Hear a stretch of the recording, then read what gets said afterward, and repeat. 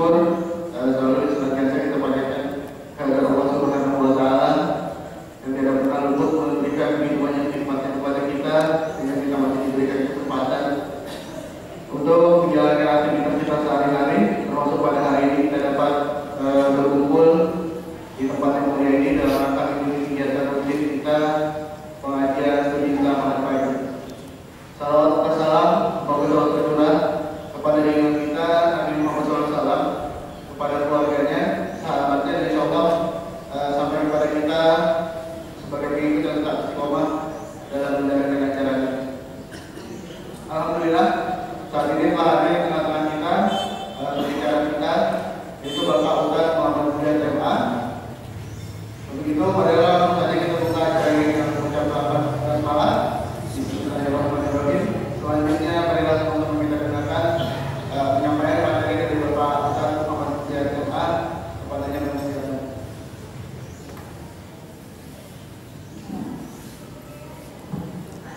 Assalamualaikum warahmatullahi wabarakatuh.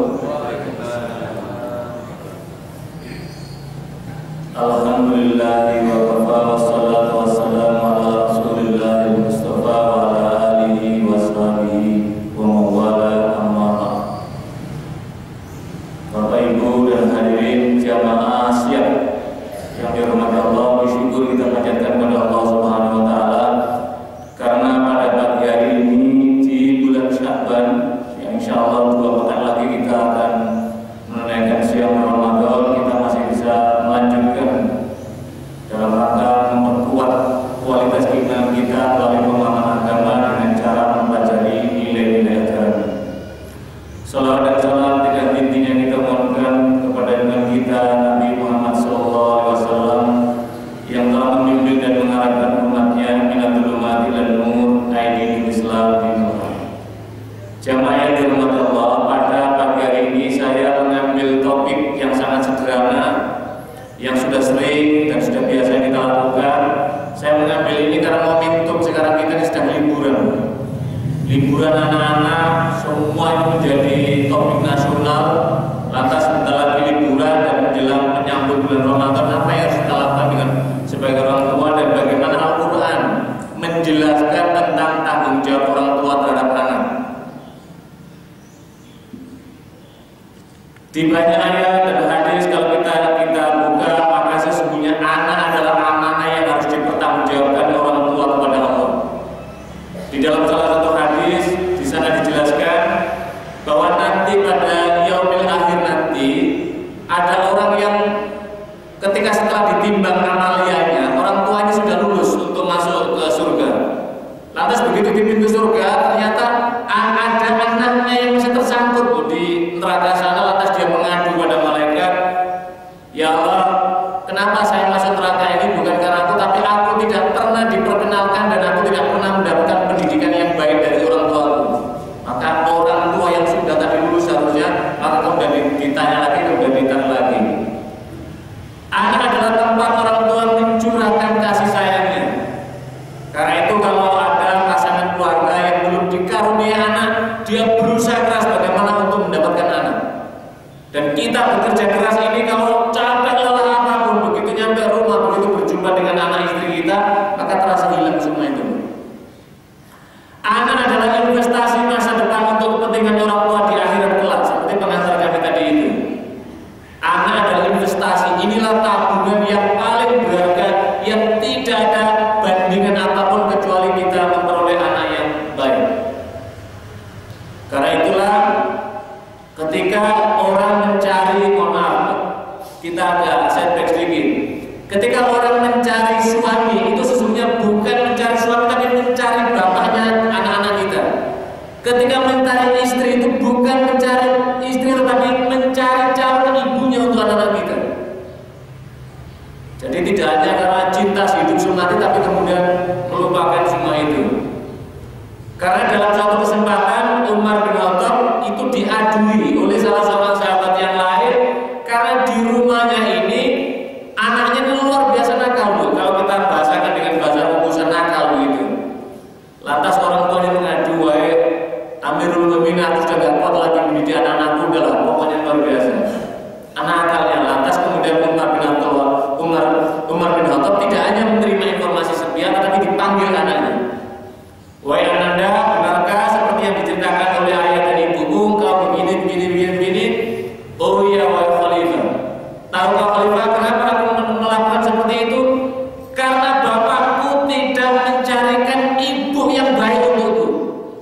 artinya pasangan suami istri ini tidak bisa mengantarkan, tidak bisa mendidik anak-anaknya.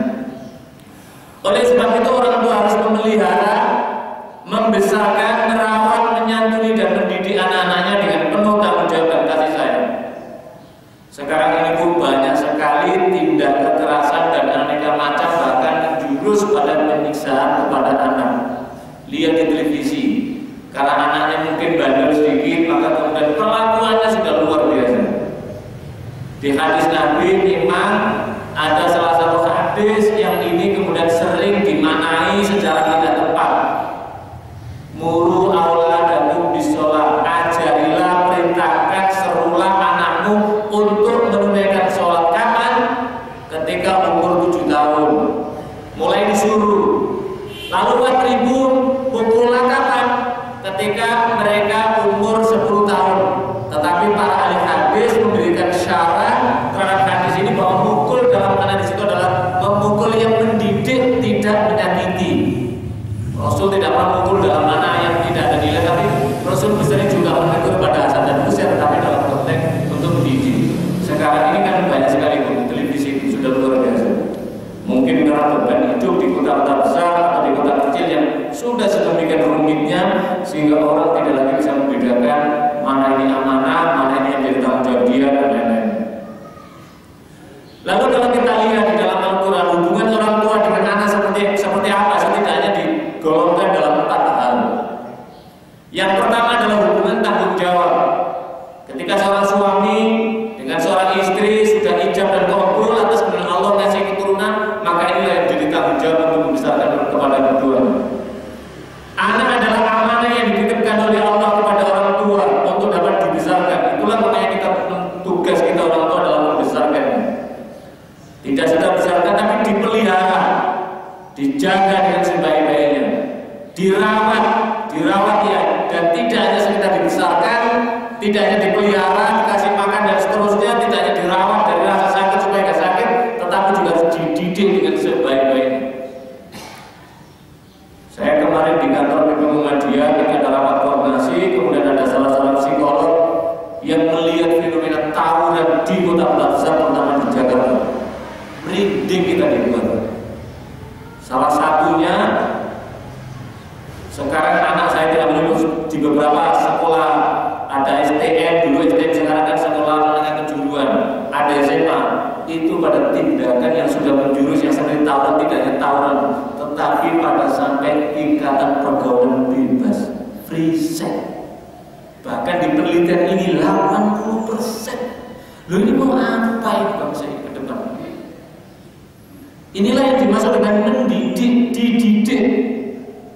Dididik tidak ada fisiknya, tetapi rohaninya ini diisi. Rohaninya harus diisi. Jadi orang tua adalah pemimpin yang bertugas memimpin anak-anaknya dalam kehidupan di dunia ini. Kita arahkan anak-anak kita. Kepemimpinan itu harus dipertanggungjawabkan nanti di hadapan Allah, tidak hanya di dunia, tetapi juga nanti di akhirat. Kullukum ra'in wa kullukum mas'ulun an ra'iyatihi. Setiap kamu adalah pemimpin, dan setiap pemimpin itu dimintai pertanggungjawaban dari apa yang dipimpin. Saya sebagai keluarga, kepala keluarga, istri sebagai pengawal anak-anak kita di rumah, meningkat ketua RT, RW, lurah dan seterusnya sampai yang top leader sana dimintai pertanggungjawaban tidak hanya di dunia, tetapi yang terberat adalah di hadapan Allah dan di akhirat. Kalau di hadapan di dunia kan kita bisa minta bagaimana warga setuju sudah selesai, tapi di hadapan Allah tidak bisa begitu. Warajulun ra'in an ali wa mas'ulun an ra'iyati. Kepala keluarga dimintai pertanggungjawaban terhadap apa yang dipimpinnya di rumah tangga. Wal mar'atu ra'iyatun fil baiti zawjiha wa mas'ulun an ra'iyati. Seorang istri adalah pemimpin atas rumah di rumah ketika dia ditinggal seorang suaminya dan akan dimintai pertanggungjawaban. Wa kullukum ra'in wa mas'ulun an ra'iyati. Kita ini juga sebagai seorang pemimpin, minimal pemimpin diri kita, dan kita akan dimintai pertanggungjawaban oleh Allah. Diriwayatkan muttafaqun alaih oleh Imam Bukhari dan Imam Muslim. Yang kedua adalah hubungan kasih sayang. Kalau tadi hubungan tanggung jawab sebagai seorang suami, kepala rumah tangga, kepala rumah tangga dan seterusnya itu luar biasa. Berikutnya adalah hubungan kasih sayang. Anak adalah tempat orang tua mencurahkan kasih sayang. Sampai-sampai kadang-kadang kita tidak tahu bahwa itu anak kita. Kan sering bu, ketika anak kecil kita putar, anak siapa ini, padahal anaknya sendiri. Dia tidak tahu bahwa itu, masih kita pertegas lagi, anak siapa ini, padahal anaknya sendiri. Setiap manusia yang normal secara fitri, secara naluriah dasar pasti mendapatkan kehadiran anak di rumahnya. Tidak jarang orang yang belum dikaruniai anak, dia mengadopsi anak saudaranya dalam rangka itu. Kehidupan rumah tangga sekalipun bergelimang dengan harta benda yang melimpah ruah, maka belum terasa lengkap kalau belum mendapatkan anak. Sehingga ada pasangan misalkan kalau kita lihat yang melimpah ruah, dia tidak diberi anak, maka kemudian dia melakukan bayi tabung. Dia ambil dari sperma dari pasangan yang sah dari istrinya, kemudian dibuat dalam proses yang panjang, kemudian dinyatakan kuat, maka kemudian baru ditanam di rahim ibu sampai lewat seperti itu. Usahanya luar biasa, maka begitu lahir dia tidak dibina sebagaimana dia berusaha keras. Harus ada di situ. Kita lihat bagaimana Nabiullah Ibrahim alaihissalam umurnya sudah 100 tahun tidak dikaruniai anak, dia bermunajat setiap saat. Lantas kemudian dikaruniai anak, dan ternyata Allah pun tidak cukup di situ, Allah masih mengujinya. Nabi Yakub alaihissalam, Nabi Zakaria alaihissalam juga seperti itu, bagaimana beliau itu luar biasa mengandalkan kepada Allah agar dikaruniai keturunan. Begitulah pentingnya. Sampai-sampai begitu pentingnya Nabi Yakub alaihissalam selalu mempertanyakan mata buduna min ba'di. Nah, apa yang kau sembah setelah nanti kami orang tua ini meninggalkan kita. Kalau kita apa yang akan kau lanjutkan untuk perjuangan Islam ini setelah bapakmu nanti dan ibu ini meninggal? Itu harus kita tanyakan. Kalau tidak kita tanyakan, maka berarti tidak ada proses aliran pahala yang mengalir sebagai waladun sholihun, waladin sholihin yad'ul. Anak yang akan mendoakan orang tua. Kalau anaknya tidak soleh, tidak menjadi penerus, ya dia tidak bisa. Mesti harus begitu. Kalau bapaknya seorang aktivis, seorang pejuang, mesti harus melahirkan anak-anak minimal menjadi penerus perjuangan kita.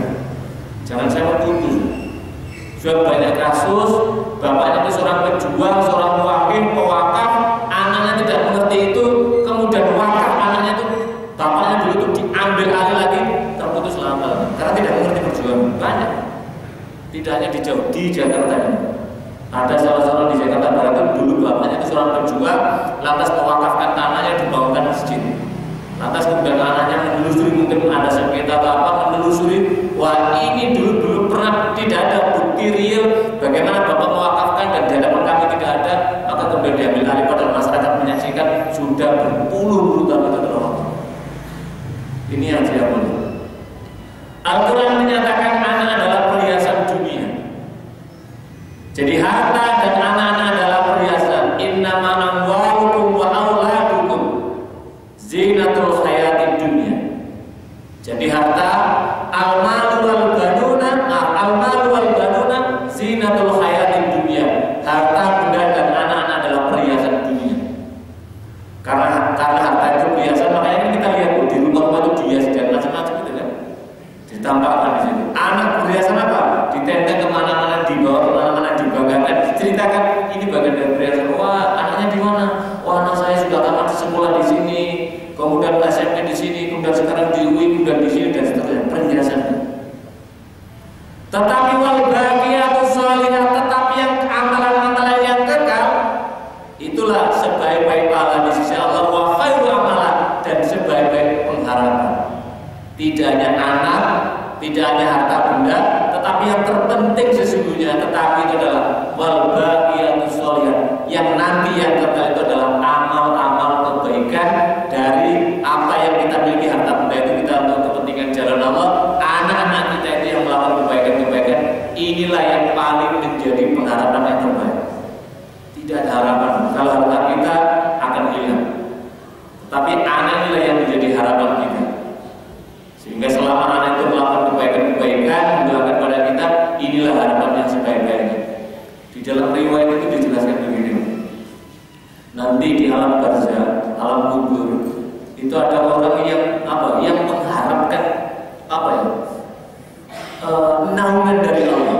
Lalu setiap anak yang mendoakannya ini, maka ini sama dengan menyiram, menyejukkan pengharapan kita. Lalu ketika kering kerontang mengharapkan karunia Allah, tidak ada yang mendoakan, tidak ada yang memberikan apa-apa. Inilah yang paling dinanti-nantikan.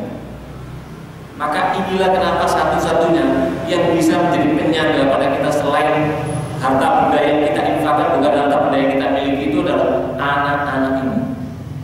Inilah permata yang paling berharga di dunia ini, dan Allah menegaskan dalam surat Kahfi, wa khairul amalan, sebaik-baik pengharapan. Harapan kita yang akan mengantarkan kita nanti, inilah surga.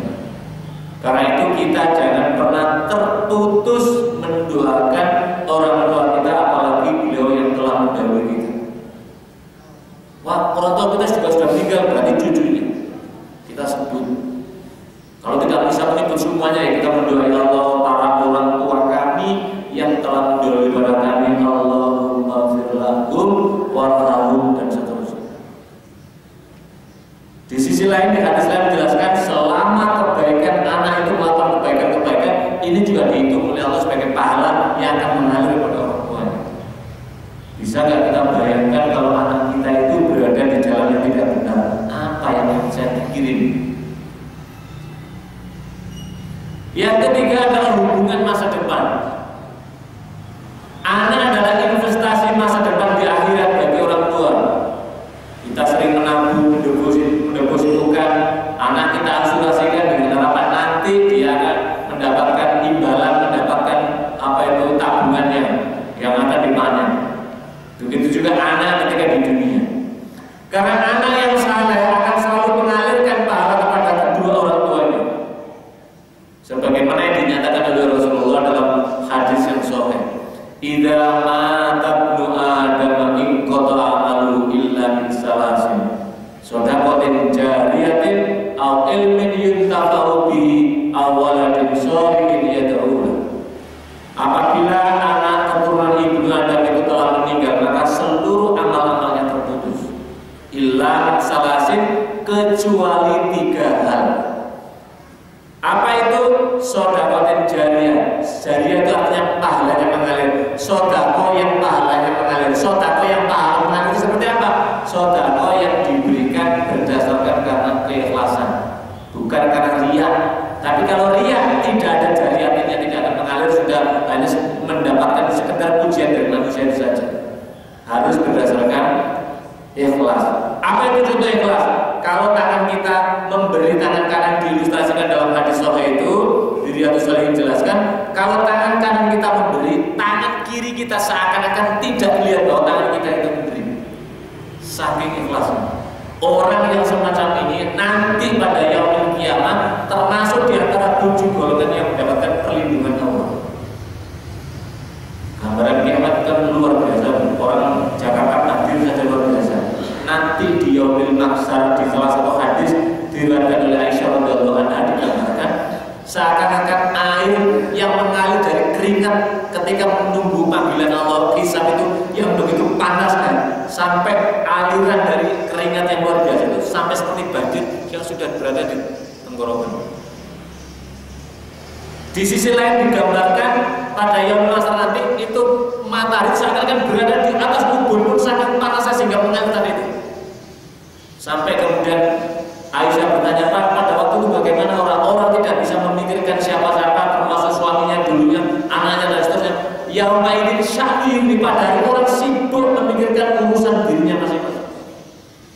Disitulah amal, disitulah yang kemudian bisa menang. Bahkan di hadis lain menjelaskan di alam barzah itu juga amal itu yang memberikan penerang, menjadi teman setia di alam barzah itu adalah amal-amal jariah kita. Tapi bagaimana Pak, saya ini harta yang Allah karuniakan kebetulan saat ini masih biasa-biasa saja. Berarti kita masih ada harapan apa itu al ilmin yuntafa'u bi, ilmu yang bermanfaat. Mudah-mudahan saya termasuk kerap yang makan ilmu begini bermanfaat. Di hadis yang lain, Pak, itu kan Bapak saja, berarti saya. Mudah-mudahan saya termasuk kerap yang makan ilmu begini bermanfaat. Di hadis yang lain, Pak, itu kan Bapak saja, berarti saya tidak termasuk karena Bapaknya pendengar. Tidak, di hadis Nabi itu digambarkan begini. Nabi menggambarkan kun aliman, jadilah kamu orang yang berilmu. Berarti kayak mengajarkan kayak saya seperti ini, atau Bapak mengajarkan atau yang belajar seperti bapak dan ibu semuanya ini. Au mustami'an. Kalau tidak hadir di sini minimal mendengarkan speaker ini, ibu di luar sana sedang masak, mustami'an mendengarkan. Dapat kebagian.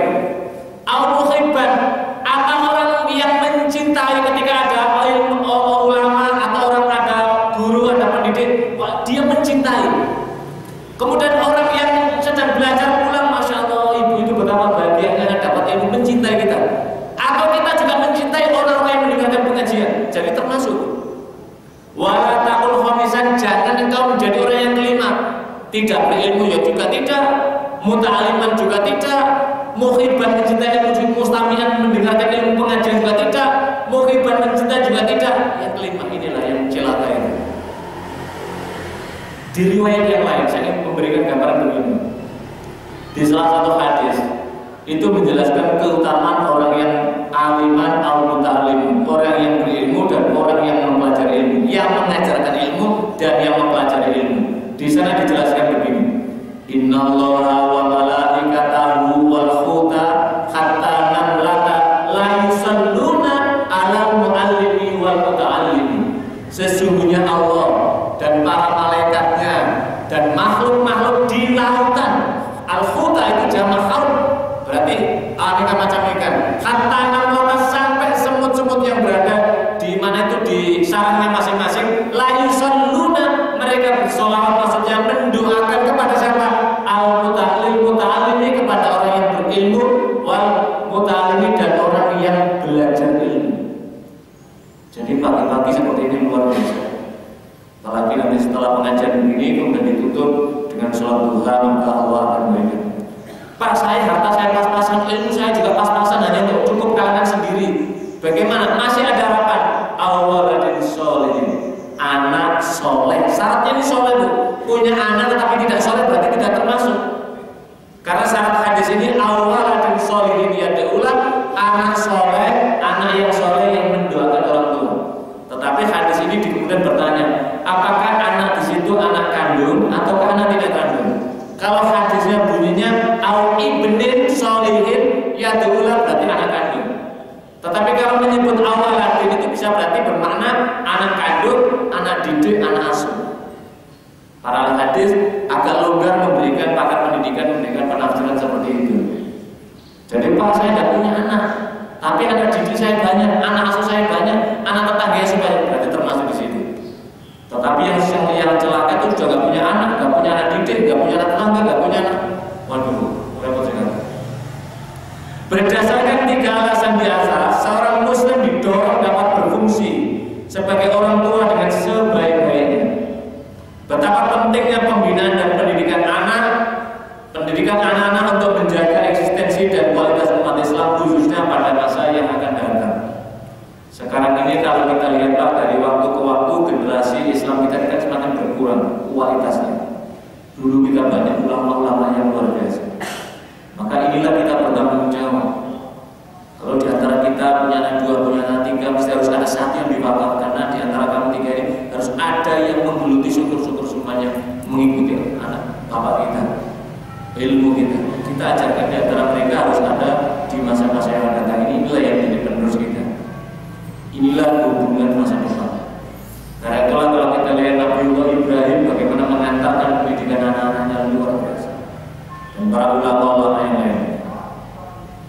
Lalu di Al-Quran dijelaskan, kalau tadi itu dalam konteks tanggung jawab, di Al-Quran dijelaskan tipologi jenis-jenis anak karakter anak di dalam Al-Quran. Yang pertama adalah anak sebagai perhiasan hidup di dunia. Harta anak-anak adalah perhiasan kehidupan di dunia. Nanti sudah kita kutip tadi itu. Sepasang suami istri merasa rumah tangganya belum lengkap kalau belum mendapatkan anak. Ibarat perhiasan anak-anak berfungsi memperindah sebuah rumah tangga. Tetapi orang tua yang hanya memfungsikan anak sebagai perhiasan dan melupakan pembinaan dan pendidikannya, maka akhirnya menjadikan tidak lebih dari sebuah pajangan. Tahu banyak kayak di rumah kita aneka macam pajangan yang sebatas itu. Yang secara fisik dapat dibanggakan, tetapi kualitasnya mengecewakan, baik kualitas iman, ilmu maupun amalnya. Kita punya anak yang ganteng-ganteng, cantik-cantik, gagah-gagah, ya memang seperti pajangan membanggakan. Tetapi begitu bagaimana kualitas imannya, bagaimana ilmu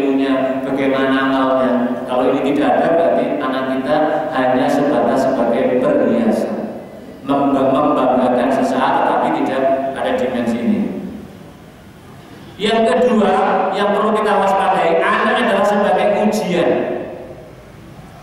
Selain sebagai perhiasan hidup di dunia, anak juga menjadi ujian atau fitnah bagi kedua orang tuanya. Dan ini Allah menyatakan dalam surat Al-Anfal, "I'lamu annama amwalukum wa auladukum fitnah." Jadi sesungguhnya hartamu, anak-anakmu hanyalah sebagai fitnah, cobaan, ujian. Orang tua diuji dengan kehadiran anak. Ketika anak hadir, kita diuji. Apakah anak dapat melalaikan dari beribadah kepada Allah? Seringkali karena kesibukan kita, yang anak yang kita banggakan melupakan kita dari mengingat Allah, mengagungkan Allah. Atau apakah ia mampu melaksanakan tugasnya sebagai orang tua dengan baik? Fitnah juga dalam arti anak bisa menyengsarakan dan mencemarkan nama baik orang tua. Tak bisa saja. Banyak sekali anak-anak orang hebat, orang-orang besar di negeri ini, anaknya tiba-tiba diciduk oleh polisi karena pernah narkoba. Karena apa? Minuman keras, minuman memabukkan, dan lain-lain. Banyak sekali. Bahkan ada salah seorang ulama jenderal, bapaknya itu menangkapi narkoba, anaknya ditangkap. Luar biasa, yang mengerikan saudara. Bapaknya menangkapi orang, anaknya ketangkap karena berjudi. Luar biasa. Jadi kayak dicoreng mukanya sendiri. Maka kita bertawud, berlindung pada Allah. Mudah-mudahan anak-anak kita Allah lindungi dari ini semua. Fitnah juga dalam artian bisa, biasanya orang tua akan mengkaitkan langsung, kebaikan atau keburukan seorang anak dengan orang tuanya. Kalau anaknya hebat, wah pantas bapaknya begini, ibunya rajin ke masjid, ibunya rajin pengajian, oh anaknya begini. Tapi kalau anaknya sebaliknya, kalau anaknya ini misalkan tidak baik, wah pantas bapaknya nggak pernah ikut pengajian, bukan begitu. Atau dia begini, jadi sederhana sekali. Inilah bagian dari ikhtiar kita. Ikhtiar kita bagaimana anak menghadapi anak sebagai ujian itu menjadi harus kita jalan. Yang ketiga, anak sebagai musuh. Tidak jarang anak juga bisa menjadi musuh. Anak juga bisa menjadi musuh bagi kedua orang tua. Di dalam surat At-Taghabun ayat 14 Allah menjelaskan, hai orang-orang yang beriman, sesungguhnya di antara istri-istrimu dan anak-anakmu ada yang menjadi musuh bagimu, aduwwul lakum, maka berhati-hatilah kamu terhadap mereka. Jadi bisa musuh. Musuh bisa berarti secara fisik berhadapan-hadapan, dan bisa juga dari segi ide. Bapaknya begini, anaknya berlawanan. Pikiran bapaknya begini, anaknya begini. Cita-cita aktivitasnya bapaknya pengen begini, anaknya begini. Berhadapan-hadapan. Bila orang tuanya di mana-mana melakukan amar ma'ruf nahi munkar, si anak justru melakukan amar munkar nahi ma'ruf. Jadi bapaknya di mana-mana menyeru amar ma'ruf nahi munkar, ternyata anaknya juga bisa menjadi amar munkar nahi ma'ruf. Jadi menyuruh yang munkar, mencegah yang ma'ruf. Ada lagi yang menyebut amar ma'ruf nyambi munkar. Jadi yang melakukan amar ma'ruf tapi juga nyambi munkar. Sholat terus tapi juga korupsi, itu namanya juga amar ma'ruf yang munkar. Jadi amar ma'ruf nyambi munkar. Jadi sudah apa ya? Ibadahnya tidak menyatu, tidak menyala, mendorong perilakunya. Bila orang tuanya membangun, anaknya merusak. Maka pada saat itu anak sudah berada pada posisi musuh, aduwwul lakum dalam konteks itu. Sungguh sangat mengecewakan kalau sampai anak menjadi musuh orang tua. Tentu kita menyatakan alhamdulillah, mudah-mudahan Allah melindungi kita. Karena sekarang banyak terjadi itu. Baru-baru 2 tahun yang lalu di Surabaya itu anaknya karena diperlakukan oleh ibunya berbeda, kemudian anak memenggal orang tua. Bahkan di mana ada di Jakarta Utara atau di mana, anak meminta uang jajan, kemudian merasa jajannya tidak cukup, uangnya karena sedikit, mungkin pas ibunya nggak punya duit, tiba-tiba kemudian dia mengambil pukul tengkuknya ibunya sini, kemudian pingsan. Ngeri sekali sekarang. Kadang-kadang yang lebih ngeri lagi, praktek pelakuan yang tidak baik ini kemudian disorot, disiarkan di televisi. Akibatnya apa? Menjadi contoh di mana-mana. Makanya beberapa yang lalu, ketika Majelis Ulama Indonesia bertemu dengan tahun yang lalu, ketika ketemu dengan Menteri Kominfo, menyarankan bisa nggak menyetop paling tidak kira-kira yang tidak patut untuk dicarikan, nggak usah dicarikan, biarkan tertutup supaya tidak menjadi contoh yang lain. Yang keempat adalah ana sebagai cahaya mata. Ini yang menjadi cita-cita kita semuanya, yang selalu kita berdoa di dalam surat Al-Furqan ini. Al-Quran mengistilahkan tipe yang keempat ini dengan qurratu a'yun, cahaya mata. Di dalam surat Al-Furqan ayat 74, Rabbana hab lana min azwajina wa dzurriyyatina qurrata a'yun waj'alna lil muttaqina imama. Dan orang-orang berkata walladzina yaquluna, dan orang-orang yang termasuk ibadah Rahman tadi itu berdoa kepada Allah, ya Tuhan kami, anugerahkanlah kepada kami istri-istri kami dan keturunan kami sebagai qurrata a'yun, cahaya mata, penyenang hati kami. Dan jadikanlah kami imam bagi orang yang bertakwa. Qurratu a'yun berarti cahaya mata, permata hati, sangat menyenangkan. Lihat perilakunya, lihat amalnya, lihat prestasinya, itu menyenangkan hati. Inilah tipologi anak yang ideal. Kriteria tipologi ini antara lain tunduk dan patuh kepada Allah. Nah sholat, nah belajar, nah ini tolong diberikan ini, nah ikut deh. Lalu di sekolah juga menunjukkan prestasi yang baik. Kita tidak dipanggil oleh guru karena perbuatan anak kita. Berbakti kepada orang tua, bermuamalah dengan baik sesama manusia, akhlaknya terhadap orang lain juga baik. Tipe keempat ini populer kita sebut dengan anak soleh. Inilah yang dimaksud dengan pribadi anak soleh itu qurratu a'yun yang semacam ini. Begitu disebut anaknya saja, orang tuanya itu meniti air mata, alhamdulillah. Kan seringkali orang tua kan tidak mengharapkan apa-apa dalam bentuk materi balasan dari seorang anak, tetapi begitu melihat prestasi, melihat amal, melihat kebaikan anak itu, bagi seorang ibu, seorang anak itu sudah membahagiakan, menyenangkan sekali. Kadang-kadang ibu atau bapak itu melihat anaknya di panggung, kemudian sambut apa itu ceramah di sekolah atau apa, itu aja kita merasa senang sekali. Anak yang soleh atau qurratu a'yun tidak dilahirkan, dia tidak lahir begitu saja, tetapi ia dibentuk dan dibina lewat pendidikan. Jadi kalau kita mengharapkan mudah-mudahan anak kita itu qurratu a'yun, itu tidak bisa kita kemudian nanti lahir akan muncul sendiri, tidak bisa, mesti dia dibentuk lewat proses pendidikan.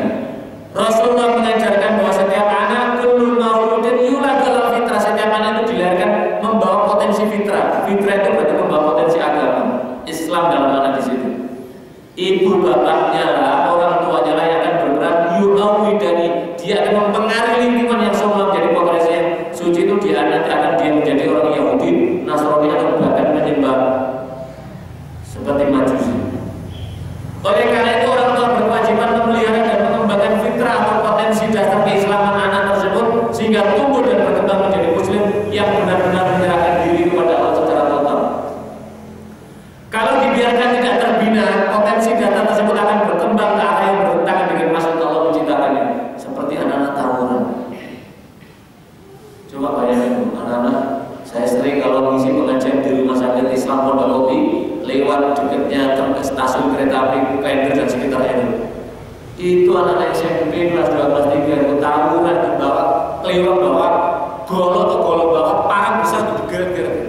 Saya sempat berhenti di mobil itu keluar, kemudian saya memanggil orang-orang penduduk di situ, Pak, itu tolong tuh ada anak yang sudah terbacok itu, biarkan saja Pak, biar nanti dia udah biasa sih tawuran.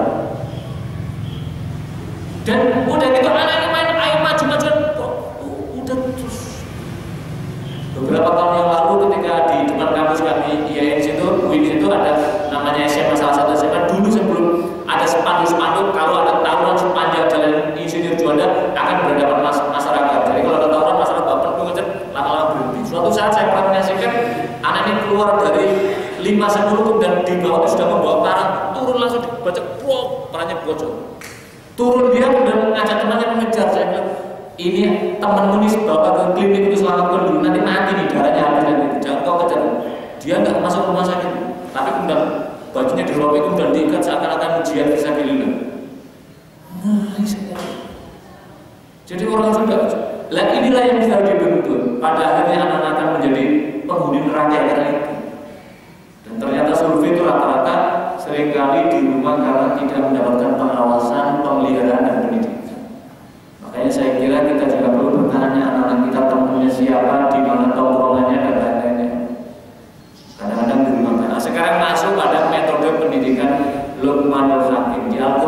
surat Luqman, itu Allah mengajarkan cara mendidik anak. Jadi Luqman ini bukan seorang nabi, beliau ini adalah najjar, seorang tukang kayu. Tetapi karena kesayangan yang luar biasanya kuatnya dia kepada Allah, maka wa atainal hukmah, maka Allah berikan hikmah. Ada hikmah yang Allah berikan. Hikmah itu apa? Dia bisa menangkap sesuatu yang keluar dari batin berdasarkan bisikan suci. Dia tidak membawa syariat, makanya tidak disebut dengan nabi. Luqman menekankan perhatiannya dalam pendidikan anaknya kepada 4 aspek: pendidikan akidah, pendidikan ibadah, pendidikan akhlak, dan pendidikan dakwah. Yang pertama, pendidikan akidah.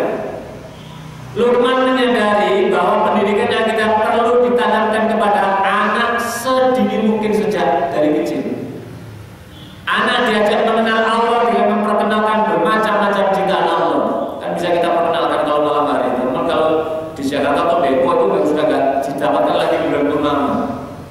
Kalau kita ke gunung ya kita jelaskan. Coba kalau kita di gunung kemudian gunung ini ambruk, itu kita mau kemana? Coba kalau kita di sini kemudian itu langit itu kan nggak ada tiangnya, beda dengan masjid pun ambruk, mau kemana gitu? Diajak dalam proses itu. Anak diajak mengenal Allah dengan memperkenalkan bermacam-macam ciptaannya. Pendidikan tauhid sangat penting sebagai modal dasar bagi anak dalam menjalani roda kehidupan. Itu perlu. Sebab anak ini tidak selamanya bersama dengan kita. Nanti kadang sudah tamat madrasah, sudah dipondokkan, sudah pergi sekolah di mana.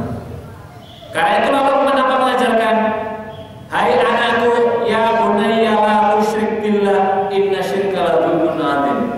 Pada ayat yang ke-13, hai anakku, janganlah kamu persekutukan Allah, sesungguhnya syirik itu adalah benar-benar kezaliman yang sangat besar. Syirik itu artinya menduakan, menyekutukan Allah. Luqman menanamkan keyakinan pada anaknya bahwa apa saja yang dikerjakan manusia, betapapun halus dan kecilnya, tidak luput dari pandangan Allah. Anak harus diajarkan bahwa Allah Maha mengetahui, Maha menyaksikan yang kita lakukan. Buruk baik semua akan dicatat dan diberi balasan oleh Allah dengan seadil-adilnya. Hai anakku, innaha in takum misqala habatin min khardalin fatakun fi sakhratin aw fis samawati aw fil ardi ya'ti bi Allah. Hai anakku, sesungguhnya jika ada sesuatu perbuatan seberat biji sawi, dulu tuh yang paling kecil tuh biji sawi, sekarang itu adalah atom. Bawahnya atom itu neuron atom itu nggak terlihat oleh kasat mata kita, tapi kalau kita bawa mikroskop kelihatan semua. Salah satu rahasia keagungan Allah, Allah tidak menampakkan kasat mata kita ini dari atom yang jenis kecil seperti bakteri itu. Kalau Allah menampakkan kita ini nggak pernah bisa makan. Begitu kita pegang, ya Allah, ternyata ini aneka macam bakteri nempel di sini. Karena nggak kelihatan, bismillahirrahmanirrahim, udah kita minum saja. Kalau ada itu kita setiap minum, setiap mau makan, setiap mau modal, setiap apa itu kelihatan semuanya. Jadi kalau benda yang terkecil yang tidak terlihat oleh kasat mata, kalau kita pakai alat namanya mikroskop itu kelihatan besar semuanya. Itu andai kata ditampakkan semuanya, kita menyulitkan kita kemana-mana mau makan itu sudah. Mau makan, waduh tangan kita penuh sekali, baik sudah. Udah habislah waktu kita tuh. Tapi Allah salah satu bagian dari kemarahan, enggak ditampakkan yang kecil-kecil udah, sehingga kita makan pun santai saja. Lah yang semacam yang segambaran yang sekecil ini Allah Maha mengetahui, apalagi yang besar yang kita ini. Lalu yang kedua adalah pendidikan ibadah. Setelah kita ditanamkan kepada anaknya, Luqman mengajaknya membiasakan diri melakukan ibadah yang diperintahkan oleh Allah dan Rasulnya. Ya bunayya aqimis sholata wa'mur bil ma'ruf wa nahy 'anil munkar. Sesuatu betapa pentingnya kalau tidak dibiasakan akan terasa berat, sebaiknya sesuatu yang kalau berat kalau dibiasakan terasa ringan. Makanya anak-anak kita ajarkan sholat, kita perintahkan, nah sudah ada nggak sholat, nah sudah sholat belum, dan seterusnya.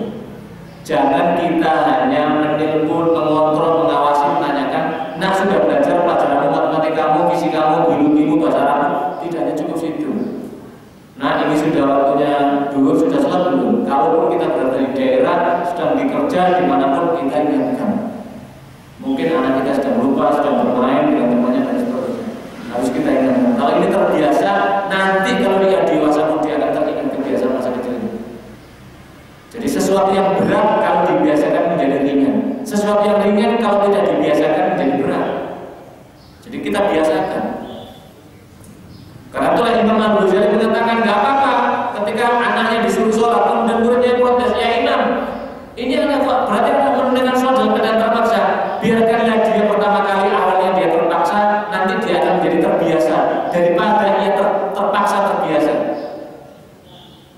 lama-lama dia akan jadi terbiasa. Luqman menyuruh anaknya mendirikan salat karena salat adalah tiang agama dan menjadi barometer ketakwaan seseorang kepada Allah. Rasulullah mengajarkan kepada orang tua untuk menyuruh anaknya mendirikan salat pada umur 7 tahun dan memberikan sanksi pada umur 10 tahun bila masih belum mau mendirikan salat. Misalkan kalau belum salat, jajanmu akan dikurangi. Anak akan mikir biasanya kalau pergi sekolah jajannya dikurangi, dia akan mikir. Tapi kalau biasa perlu juga ada reward and punishment. Jadi ada pemberian dan ada hukuman. Disiplin ibadah baru bisa didirikan dengan keluarga jika bapak dan ibunya terlebih dahulu melaksanakannya. Inilah yang perlu ditanamkan sejak dini kepada anak-anak kita.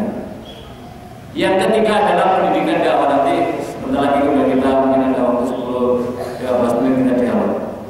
Luqman menanamkan kepada anaknya sifat keberanian menyatakan kebenaran. Ini perlu Bu, dalam konteks kehidupan kebangsaan kita dewasa ini perlu anak diajarkan sejak dini menyuarakan keberanian tentang sesuatu yang benar dan mengajak orang untuk melakukan kebenaran itu, serta keberanian menunjukkan mana yang salah dan melarang untuk mendekatinya dan melarang untuk mendekatinya. Ini salah dan Anda jangan mendekati itu. Inilah sikap dai yang tidak mementingkan dirinya sendiri tapi juga memperhatikan lingkungan sekitarnya. Kita harus memperhatikan lingkungan kita. Kalau kita punya tetangga berdekatan dengan rumah tetangga kita, kita mendidik anak tetangga juga. Sebab kalau anak tetangga kita dididik dengan baik, itu berarti sama dengan mendidik anak kita. Karena anak kita hidup di dalam lingkungan itu. Jika setiap orang berusaha beramal ma'ruf dan nahi munkar, maka dunia akan penuh kedamaian. Kenapa kita tidak pernah damai? Karena lingkungan kita ini amar munkar luar biasa. Jadi amar ma'ruf itu sudah kalah dengan amar munkar.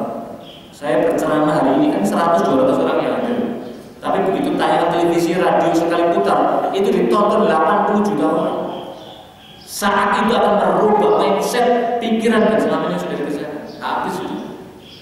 Itu yang sedang terjadi luar biasa. Jadi kita ini berkejaran dengan kemungkaran yang luar biasa. Seperti Pak Polisi cerita, Pak Polisi itu merazia narkoba, tetapi orang yang menjual narkoba itu lebih banyak daripada petugas polisi. Jadi bisa dibayangkan kan? Jadi merazia narkoba yang jaringan narkoba itu lebih banyak daripada petugasnya. Sehingga tidak heran seperti di lapas Cilacap sana namanya Balai Kambang. Nah, Nusa Kambangan sudah di Nusa Kambangan di sana. Itu coba orang mengirim itu melalui kiriman makanan dibungkus yang rapi. Saking amar munkar yang luar biasa. Bahkan baru-baru ini saya dapat cerita dari kepala BNN itu. Beliau menyebutkan begini, ada orang dari Afrika sana, bayi yang sudah bayi yang sudah meninggal itu, kemudian dibedah, diambil semua seluruh organ, dikeluarkan, kemudian diisi dengan dengan narkoba dan macam-macam sabu itu, kemudian dijahit, kemudian pergi seakan-akan ibu ini sedang menyusui anak. Itu terdeteksi di bandara transit di Cina sana sebelum masuk ke Indonesia. Tujuan utamanya Indonesia itu bisa menyimpan 10 kilo benda tadi itu. 10 kilo itu sudah 100 miliar. Siapa yang nggak tergiur? Gak perlu repot terus. Tergaji ini akhirnya sampai seperti itu. Di Nigeria itu pernah meminum sampai 2 kilo. Jadi tablet-tablet itu suatu saat ternyata belum nyampe Indonesia, udah pecah di Singapura sana dan dia mati terdeteksi, udah hancur semuanya seluruh khususnya karena overdose tadi. Itu luar biasa, ngeri. Sekarang kemudian dalam bentuk dan macam-macam. Inilah yang pendidikan, inilah yang harus diajarkan dalam seperti itu. Jadi wa'mur bil ma'ruf wa nahy 'anil munkar. Yang keempat adalah pendidikan akhlak yang terakhir ini. Resiko seorang dai adalah mendapat tantangan dari masalah pribadi yang tidak senang. Untuk itu seorang dai siap mental menerima segala macam cobaan, tidak mudah putus asa dan seterusnya. Dan Luqman ini mengajarkan wasbir ala ma asabaka inna dzalika min azmil umur. Kita disuruh sabar. Manusia menurut pandangan Allah mempunyai nilai dan kedudukan yang sama. Kita semuanya ini sama. Oleh karena itu tidak boleh berbuat sombong kepada orang lain. Kita pun tidak menyombongkan yang membedakan kita semuanya ini saya dan Bapak dan Ibu semua itu hanya karena ketakwaan masing-masing. Saya belum tentu lebih baik daripada ibu dan bapak sekalian. Tapi ketakwaan ini yang mengantarkan itulah kita mengajak bersama-sama bagaimana sebisa mungkin mendekatkan jalan kepada Allah Subhanahu Wa Taala sehingga kita nanti akan ditugaskan jalan kemudahan oleh Allah. Allah mengingatkan kalau kamu gembira jangan sampai meledak-ledak dan lepas kendali. Ketika kita Allah karena harta yang melimpah ruah juga kita tidak boleh keluar berpesta pora, menghambur-hamburkan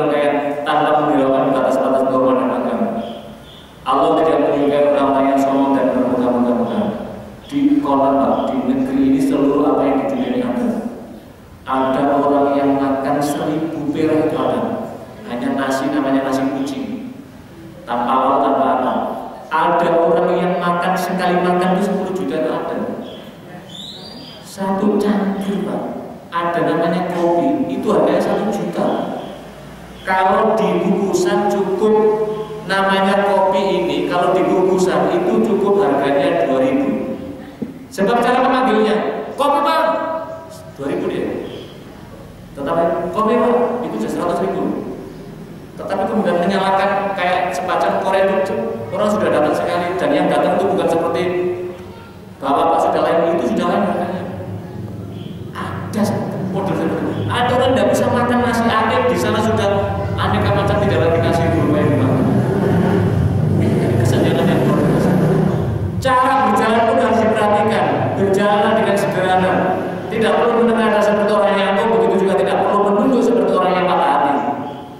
Begitu juga cara berbicara, sekedar dengan lawan bicara jangan keterlaluan, terlalu keras atau terlalu lambat. Sejelas-jelas suara adalah suara kedua. Ini adalah menggambarkan bagaimana metode kita cara mengajarkan kepada anak-anak kita. Demikianlah metode Luqman mendidik anaknya yang baik untuk bisa kita teladani dalam kehidupan, supaya bisa mengantarkan ada 4 tipologi anak yang menjadi tanggung jawab kita tadi. Mudah-mudahan kita bisa mengantarkan menjadi qurrata a'yun. Puasa ini salah satunya adalah akan mengantarkan